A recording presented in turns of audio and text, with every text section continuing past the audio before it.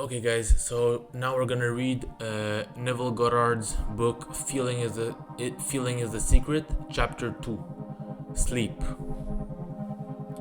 Sleep, the life that occupies 1/3 of our stay on Earth, is the natural door into the subconscious. So it is with sleep that we are now concerned. The conscious 2/3 of our life on Earth is measured by the degree of attention we give sleep. Our understanding of and delight in what sleep has to bestow will cause us, night after night, to set out for it as though we are keeping an appointment with a lover. In a dream, in a vision of the night, when deep sleep falleth upon man, in slumbering upon the bed, then he openeth the ears of man and sealeth their instruction. Job 33.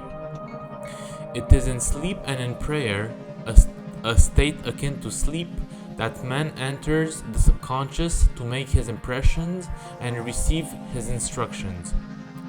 In these states, the conscious and subconscious are creatively joined. The male and female become one flesh. Sleep is the time when the male or conscious mind turns from the world of sense to seek its lover or subconscious self. The subconscious, unlike the woman of the world who marries her husband to change him, has no desire to change the conscious, waking state, but loves it as it is and faithfully reproduces its likeness in the outer world of form.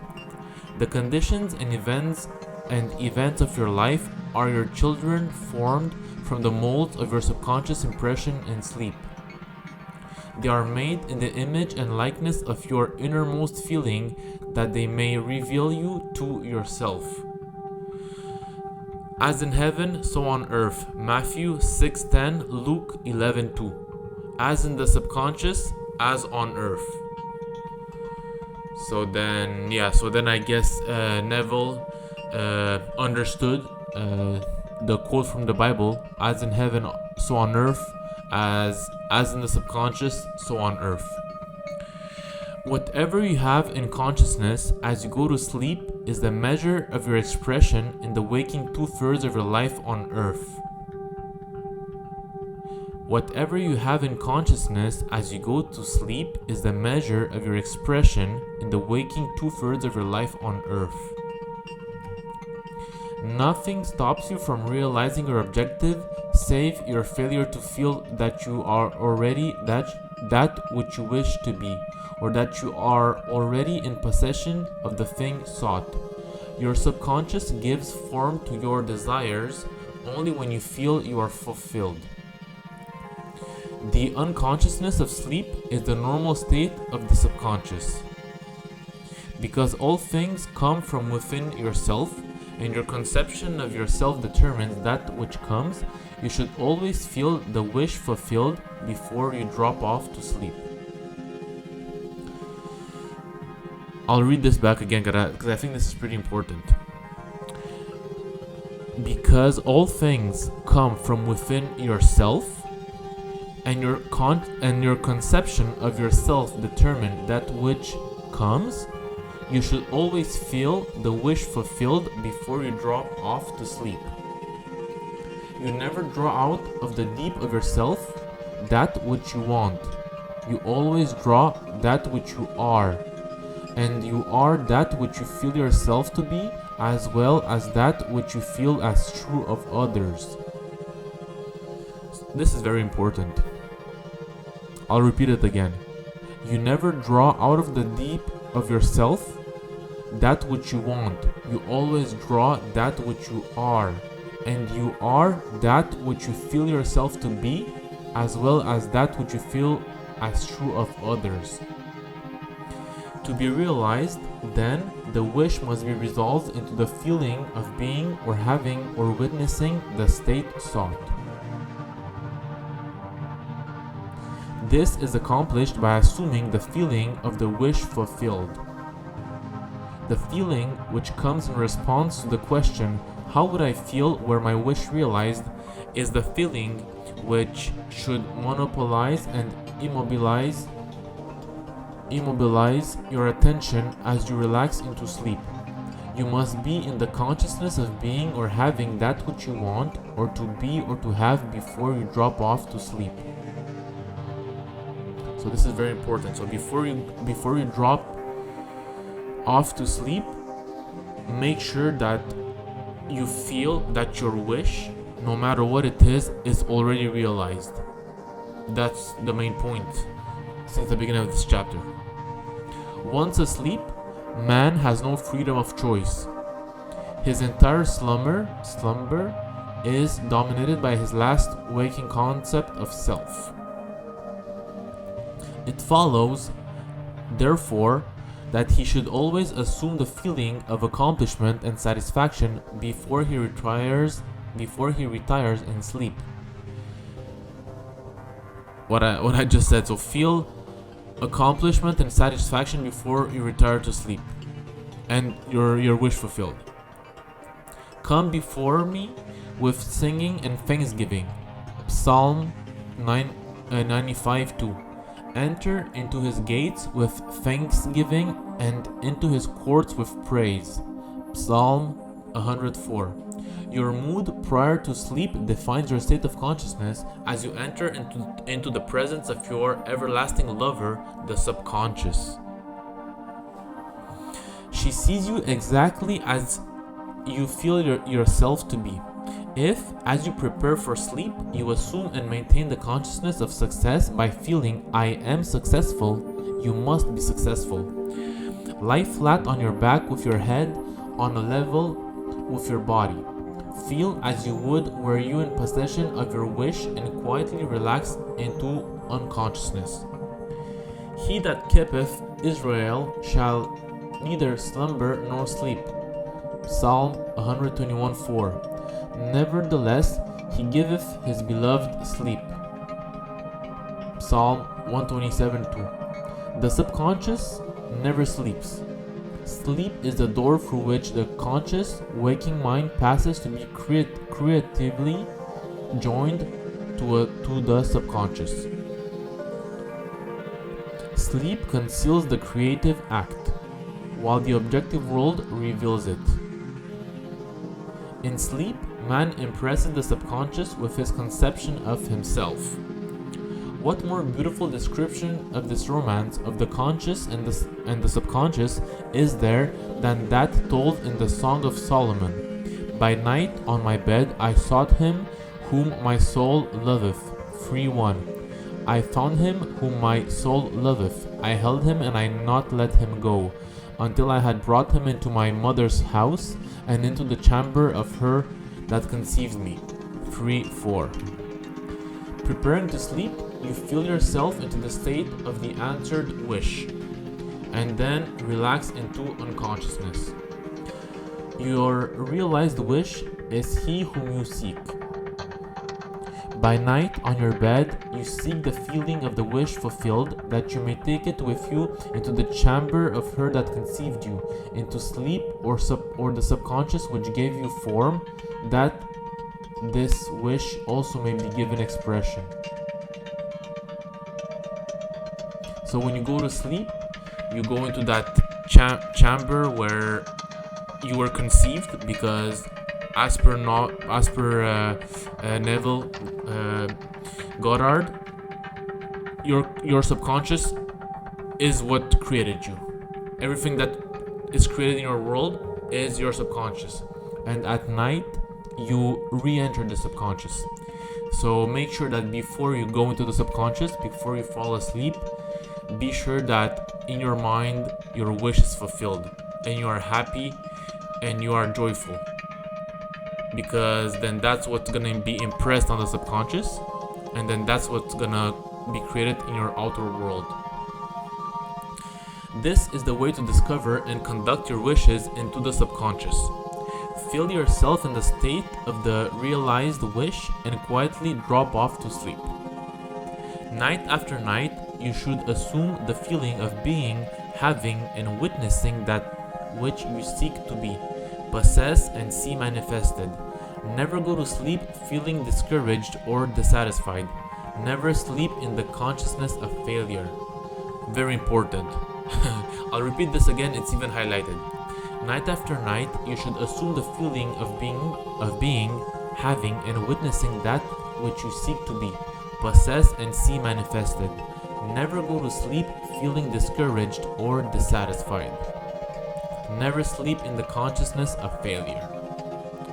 Your subconscious, whose natural state is sleep, sees you as you believe yourself to be, and whether it be good, bad, or indifferent, the subconscious will faithfully embody your belief. As you feel, so do you impress her, and she, the perfect lover, the subconscious, gives form to these impressions and outpictures them as the children of her beloved. Through art all fair, my love, there is no spot in thee. Song of Solomon is the attitude of mind to adopt before dropping off to sleep. Disregard appearances and feel that things are as you wish them to be. For he calleth things that are not seen as though they were, and the unseen became seen. Approx Romans 4:17. This is good.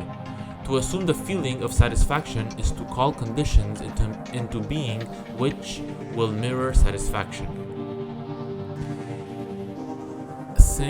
Signs follow, they do not proceed. Proof that you are will follow the consciousness that you are. It will not precede it. You are an eternal dreamer, dreaming non-eternal dreams. Your dreams take form as you assume the feeling of their reality. Do not limit yourself to the past.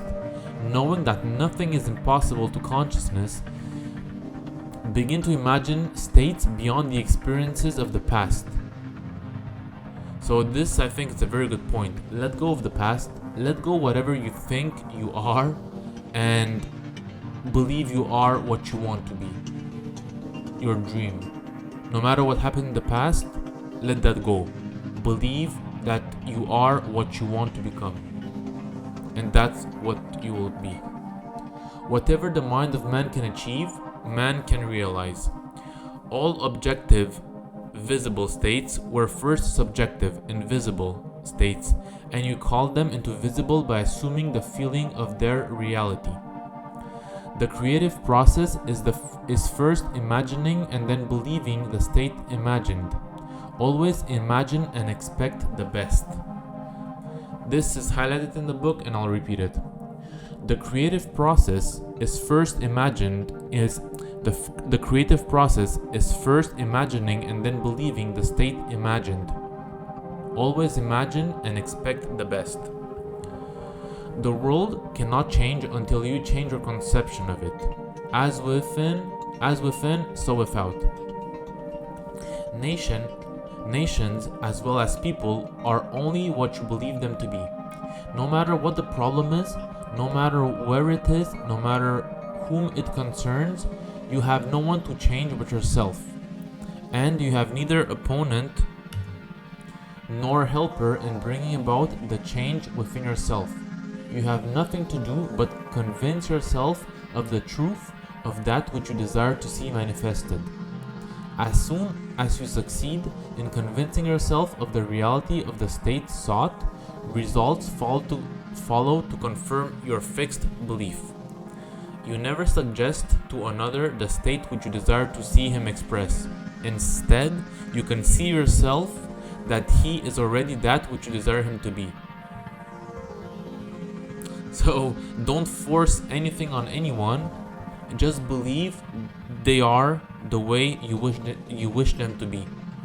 That's what Neville Goddard says here. Realization of your wish is accomplished by assuming the feeling of the wish fulfilled. Realization of your wish is accomplished by assuming the feeling of the wish fulfilled. You cannot fail unless you fail to convince yourself of the reality of your wish. A change of belief is confirmed by a change of expression. Every night, as you drop off to sleep, feel satisfied and spotless, for your subjective lover always forms the objective world in the image and likeness of your conception of it, the conception defined by your feeling. The walking 2/3 of your life on earth ever corroborates or bears witness to your subconscious impressions. The actions and events of the day are effects, they are not causes. Free will is only freedom of choice.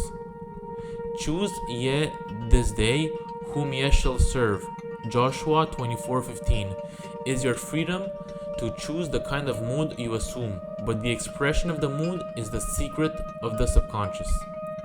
The subconscious receives impressions only through the feelings of man, and in a way known only to itself, gives these impressions form and expression. The actions of man are determined by his subconscious impressions. His illusion of free will, his belief in freedom of action, is but ignorance of the causes which make him act. He thinks himself free because he has forgotten the link between himself and the event. Man awake is under compulsion to express his subconscious impressions.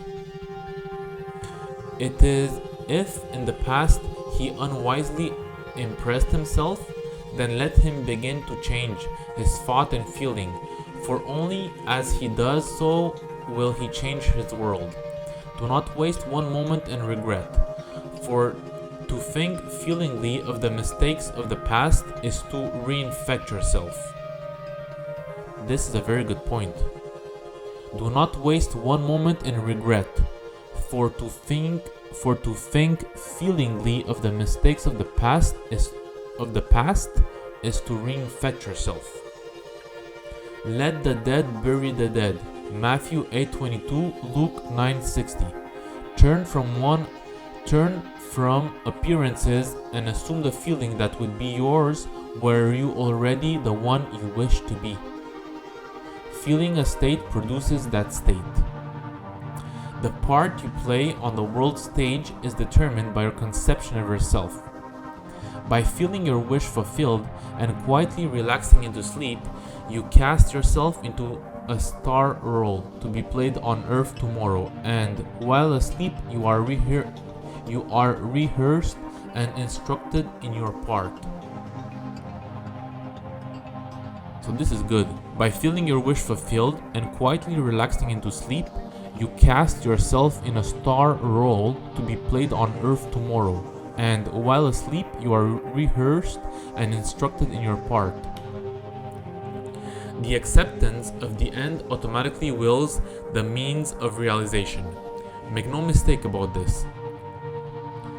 If, as you prepare for sleep, you do not consciously feel yourself into the state of the answered wish, then you will take with you into the chamber of her who conceived you the sum total of the reactions and feelings of the waking day, and while asleep you will be instructed in the manner in which they will be expressed tomorrow. You will arise believing that you are a free agent, not realizing that every action and event of the day is predetermined by your concept of self as you fell asleep. Your only freedom, then, is your freedom of reaction. You are free to choose how you feel and react to the day's drama, but the drama, the actions, events, and circumstances of the day have already been determined. Unless you consciously and purposely define the attitude of mind with which you go to sleep, you unconsciously go to sleep in the composite attitude of mind made up of all feelings and reactions of the day. Every reaction makes a subconscious impression, and unless counteracted by an opposite and more dominant feeling, is the cause of a future action. So I get what Neville tries to say here is that no matter what happens, don't go to sleep with the day's dramas and like feeling as you felt during the day. Like this is all your creation. So in order to have a better tomorrow, go to sleep as you would like your life to be, with your wish realized, with your dream realized. Ideas enveloped in feeling are creative actions. Use your divine right wisely. Through your ability to think and feel, you have dominion over all creation. While you are awake, you are a gardener selecting seed for your garden. But except a corn of wheat fall into the ground and die, it abideth alone, but if it die, it bringeth forth much fruit. John 12:24. Your conception of yourself as you fall asleep is the seed you drop into the ground of the subconscious. Dropping off to sleep feeling satisfied and happy compels conditions and events to appear in your world which confirms these attitudes of mind. Sleep is the door into heaven. What you take in as a feeling, you bring out as a condition, action, or object in space. So sleep in the feeling of the wish fulfilled. So next chapter 3, prayer.